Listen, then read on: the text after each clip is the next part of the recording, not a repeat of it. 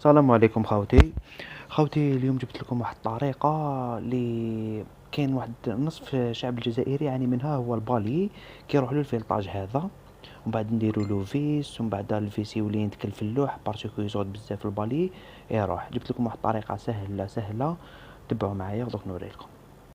كما راكم تشوفوا خوتي عندنا قرعة كازوز صغيرة فيس موس وتورنيفيس.